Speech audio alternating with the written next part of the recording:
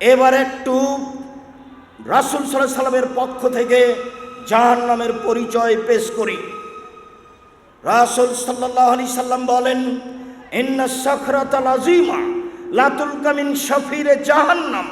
বিশাল একটা পাথর খণ্ড, কথার কথা 1 কোটি মণ ওজনের একটি পাথর যদি জাহান্নামের মুখে ছেড়ে দেওয়া হয়, তাহলে নিচে পৌঁছিতে সময় লাগবে 70 বছর। সম্মানিত দিনী ভাই বোন, একটা পাথর যদি 1 কোটি মণ ওজনের 1 ঘন্টা নিচে যায়, কত কিলো যেতে পারে? যদি 1 দিন যায়, কত কিলো যেতে পারে? যদি 1 মাস যায়, কত কিলো যেতে পারে? যদি 70 বছর যেতে থাকে, কত কিলো যেতে পারে? মানুষের খাতা কলমে তা হিসাব হবে না। এগুলো আল্লাহর আদেশে চলে, এর নাম জাহান্নাম। রাসূল সাল্লাল্লাহু আলাইহি সাল্লাম বলেন, সারা পৃথিবীর মানুষ, আদম থেকে নিয়ে কিয়ামত পর্যন্ত, ইবলিস থেকে কিয়ামত পর্যন্ত সব জিন, সব মানুষ একসাথে যদি জাহান্নামে ঢোকে, দরজায় সমস্যা হবে না। এর নাম জাহান্নাম। জাহান্নামের গভীর কত মানুষ তা জানে না, মানুষের গভীরতা মানুষ জানে না। তবে আল্লাহ বলেছেন, ইন্নাল মুনাফিকিনা ফিদ দারকিল আসফালি মিনান নার। যারা মুনাফিক, যারা মিথ্যা কথা বলে, যারা চগলখোর, যারা সমাজে এই কথা ওইখানে লাগায়, ওই কথা এইখানে লাগায়, এরা থাকবে জাহান্নামের সবচেয়ে নিচে। ইহুদি জাহান্নামে যাবে, ওদের পাপ নেকি ওজন হবে না।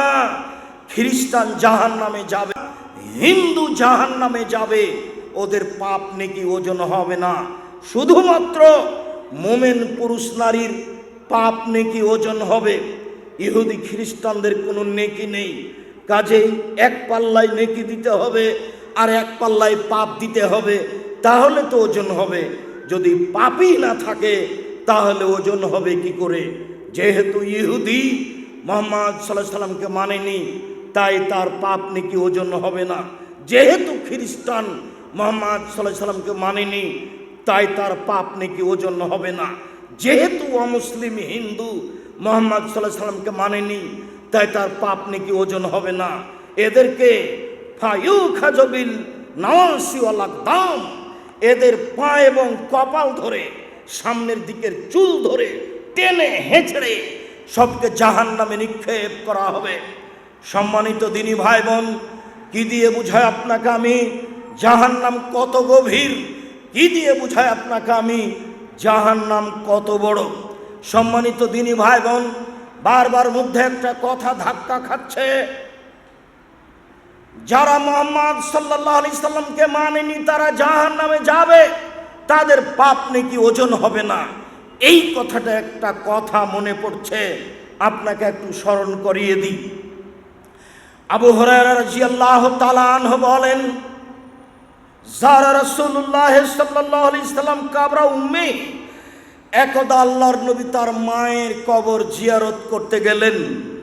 ফাবাকা, কবর জিয়ারত করতে গিয়ে খুব কান্নাকাটি করলেন।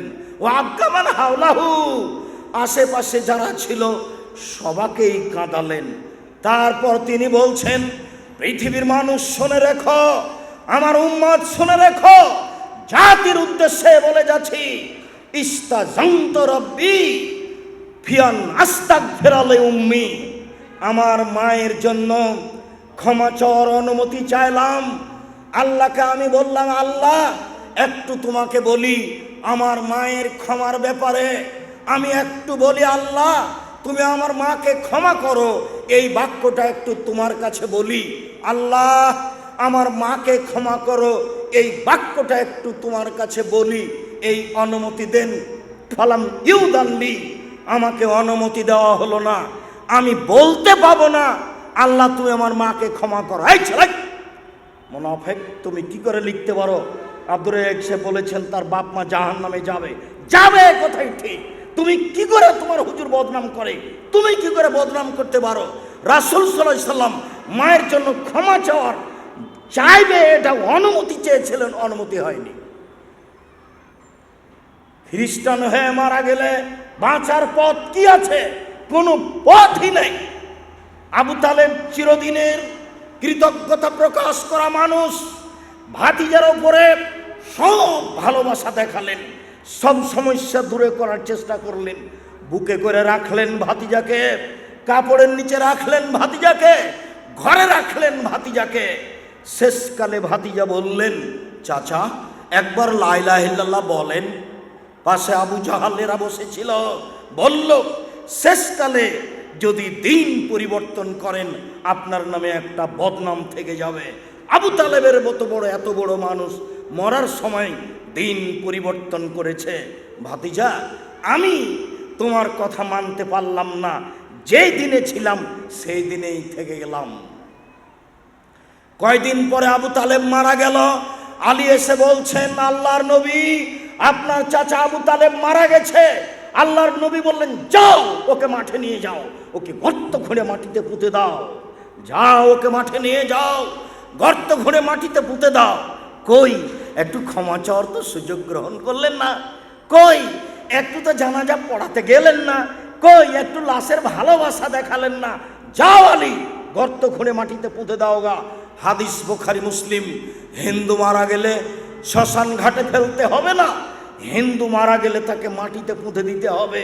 কাফন দাফন ছাড়াই, জানাজা ছাড়াই তার ব্যাপারে ক্ষমা চাওয়ার কথা বলা যাবে না। আল্লাহর নবী অনুমতি পেলেন না এই বাক্যটা বলার। কি বলার? আমার মাকে ক্ষমা করেন, এই বাক্যটা বলার অনুমতি হয়নি। আমি মনে হয় বুঝাতে পারি না। ক্ষমা চাইলেন, ক্ষমা হয়নি এ কথা আমি বলিনি।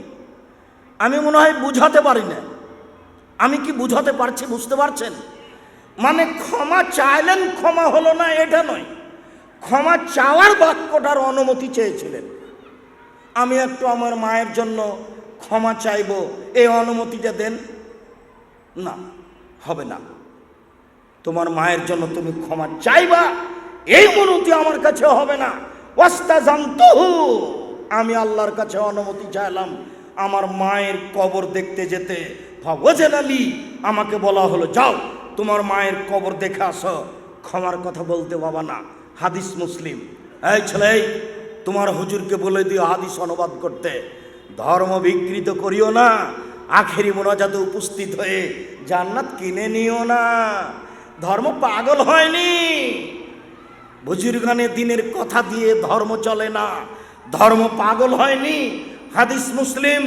সম্মানিত দিনী ভাই বোন, বলছিলাম রাসূল সাল্লাল্লাহু আলাইহি সাল্লামের মুখ থেকে জাহান্নামের পরিচয় বুঝছিলাম।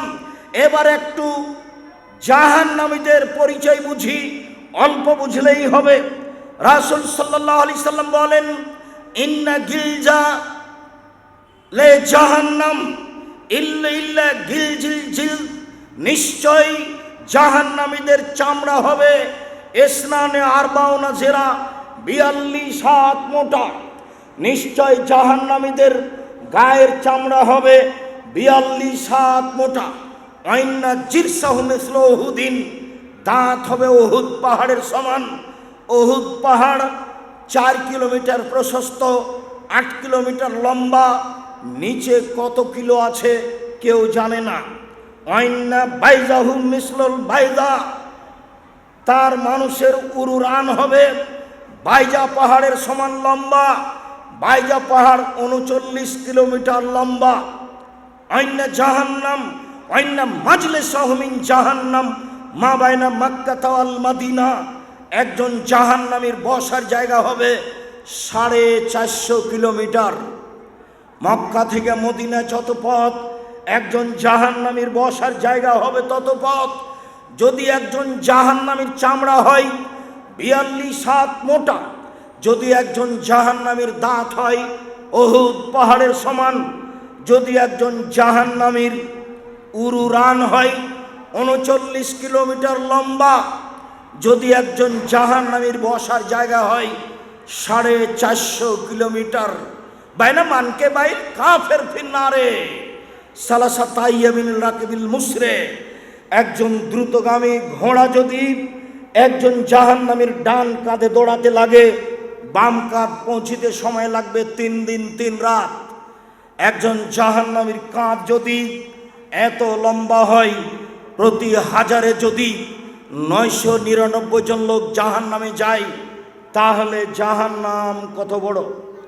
প্রতি হাজারে যদি 999 জন লোক জাহান্নামে যায়, তাহলে জাহান্নাম কত বড়? সম্মানিত দিনী ভাই বোন, আপনাকে আমি কি দিয়ে বুঝাই জাহান্নাম কি জিনিস, জাহান্নামকে আল্লাহ কিভাবে সৃষ্টি করেছেন। এবার চলেন যাই, জাহান্নামকে বিচারের মাঠে টেনে হেঁচড়ে নিয়ে যাওয়া হবে। মহান আল্লাহ বলেন, উজিয়া ইয়াউমা ইদিন বে জাহান্নাম, যেদিন জাহান্নামকে টেনে হেঁচড়ে বিচারের মাঠে নিয়ে যাওয়া হবে। জাহান্নামও প্রস্তুত, জান্নাতও প্রস্তুত, জাহান্নামও প্রস্তুত, জান্নাতও প্রস্তুত। জাহান্নাম কোথায় আছে? সপ্তম জমিনের নিচে। জান্নাত কোথায় আছে? সপ্তম আকাশের উপরে।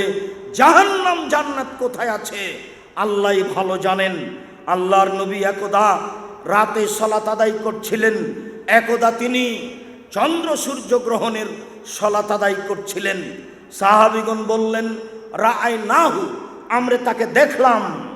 তিনি একটা কিছু নিলেন হাত দিয়ে, তারপরে দেখলাম তিনি পিছে হটে গেলেন। সালাত শেষ হয়ে গেল। আমরা বললাম, আল্লাহর নবী কি ব্যাপার?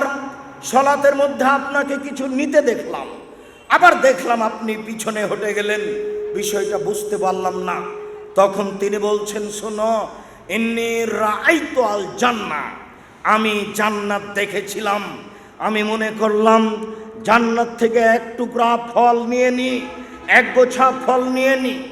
লাউলা খাস্তহু, যদি আমি এক টুকরা এক গোছা ফল নিয়ে নিতাম, লাকালতুম মা বাকিয়াতিদ দুনিয়া, তাহলে কিয়ামত পর্যন্ত পৃথিবীর সব পুরুষ নারী, হিন্দু মুসলমান বৌদ্ধ খ্রিস্টান সবাই খেত। এক গোছা ফল নিয়ে নিলে কিয়ামত পর্যন্ত খেত সবাই। তারপরে আমি সরে গেলাম, আমি দেখলাম জাহান্নাম এত ভয়াবহ অবস্থায়, ভয়ঙ্কর অবস্থায়।